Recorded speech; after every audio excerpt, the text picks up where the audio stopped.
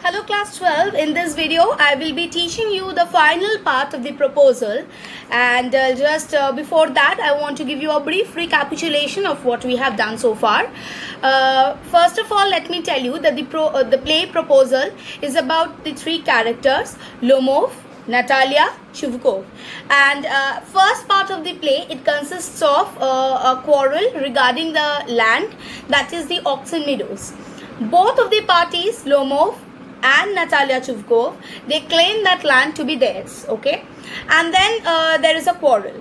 But basically this man, Lomov, he had come for grabbing or for asking for the hand of Natalia from her father. Throughout the play, we get to see various kind of mockery regarding on the society or against the society. So that is a kind of a satire. We get to see what is the mentality of a father of a grown-up daughter. We get to see what is the mentality of a grown-up man like Lomov, who is of 35 years old and considers that age to be a very critical age. We understand the mentality and the crisis that Natalia Stepanova is going through. She is a girl of 25, unmarried, and she is very stubborn, and her father supports her in everything.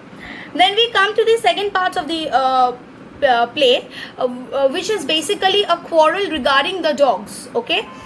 Lomov is having guests and Chivukov and Natalia, they are having squeezer. Each of the parties claim that their dog is the best and they be in a fight.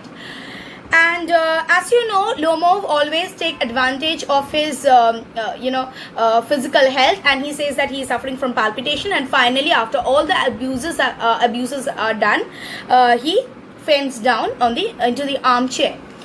Now I'll continue from page number 137 of the old book, the last two pages of the play proposal. So kindly all of you follow the lines. Chivukov: boy, milk shop, fool, I am sick. Drinks water, sick. So he sick. Why is he saying so many times? Since he's very fed up. Okay, that is the reason he is saying I'm sick of everything. Natalia: what sort of a hunter are you? You can't even sit on a horse, to her father. Papa, what's the matter with him? Papa, look, Papa, even Vaslovich, he's dead. And then she says, what sort of a hunter are you? The way you are sitting on the armchair, from that we can understand that you are not capable of sitting on a horse. Papa, what sort of a hunter is he? So she complains to her father. And then she thinks that maybe Lomov is dead. Chivukov: I'm sick. I can't breathe. Hey, so he's so frustrated with the things happening over there, with the incidents, that he says that he cannot breathe anymore. Even he is feeling sick.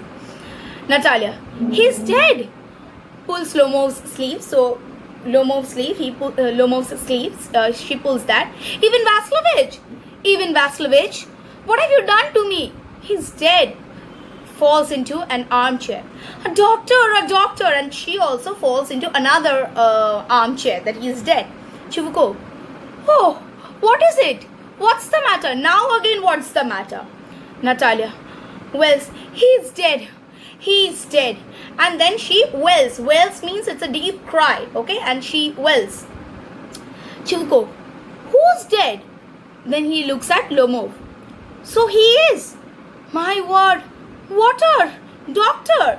Lifts a tumbler to Lomov's mouth. The tumbler is the place where the water is kept, a kind of a bottle. So he takes that bottle and puts it in front of his mouth, so that if the water falls and he gains consciousness. Drink this. No, he doesn't drink, so he's not drinking. It means he's dead and all that. I'm the most unhappy of men. Why don't I put a bullet into my brain? Why haven't I cut my throat yet? What am I waiting for? Give me a knife. Give me a pistol. And when he says all this, see how utterly frustrated this man is. He keeps on saying that he's dead. Now what shall I do? I shall now kill myself. First he said that he wanted to hang himself. Now he's saying I want to kill myself. I want to, I want to cut my throat. And then he says I want a pistol. So we can understand his mindset. Okay, it is a totally disturbed mindset, and he's totally frustrated and exhausted with the situation that he is into. Most preferably it is because of his daughter that he is brought to in this kind of a situation. situation. He is also a part, but here I would like to blame Natalia for it, because she is the one who is the driving force in this entire matter.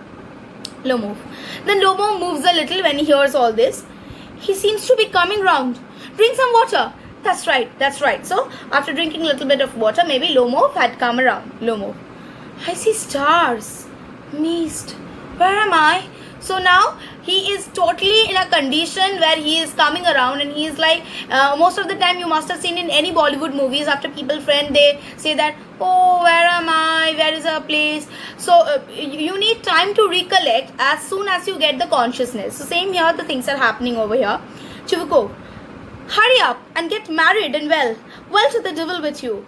She's willing. He puts Lomov's hand into his daughter's. She's willing and all that. I give you my blessing, and so on. Only leave me in peace. See what kind of a mentality this person is having. The person had already fainted, and now he's coming around little bit. Is this the first thing that you were supposed to tell this man? That, come, my daughter is already now willing, so please get married. It shows that how much willing the father is, and as if he is in a great hurry to somehow send his daughter somewhere so that he is freed from the clutches of a hand. And he, when that man, the headless man, when he comes around and the person is sick, instead of calling a doctor, instead of saying him anything that would make him come around, he's saying that please get up and get married to my daughter. So these are the things which you'll find in the satire. Lomov getting up. What? To whom? To whom he wanted? He will be getting married. That's what he's asking. She's willing. Well, kiss and be damned to you. She's willing means Natalia is willing. Natalia. Wells. He's alive. Yes, I am willing. So he says, okay, so you are alive, he's alive, I am willing, I also want to get married. Chuko. Kiss each other. So in Christian, there's a ritual in the Christianity religion that kissing also comes under a rituality, or it is a kind of a ritual in the wedding. So he says that please kiss each other and complete the marriage. Lomo. Kiss whom? Then they kiss. Very nice too. Excuse me, what's it all about? Oh, now I understand. My heart, stars. I'm happy, Natalia Stepanova. Kisses her hand. My food's gone to sleep. My foods already have gone to sleep. Natalia Stepanova. I am happy too. I am also so happy. Chivuko. What a weight off my shoulder. My shoulder. Oof. So Chubukov says that what a weight of my shoulder means he wants to say that the burden of being married of an unmarried daughter, that burden is reduced. So he says, oh, so that weight is reduced, Natalia. But still, you will admit now that guess is more worse than squeezer. So he says that now you will admit that guess is more worse than squeezer. Lomo. Better, Natalia. Worse.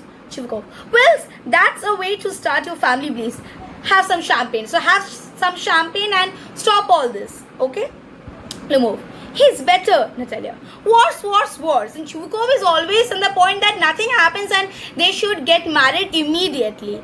Chubukov. Champagne. And this is how they celebrate the wedding. And that is how they come into a conclusion, the happy conclusion, where both the parties who were quarreling on a very trivial issues like dog and petty matters like land, they finally get into something good and they have finally a happy wedding. Here I complete the play proposal. Thank you.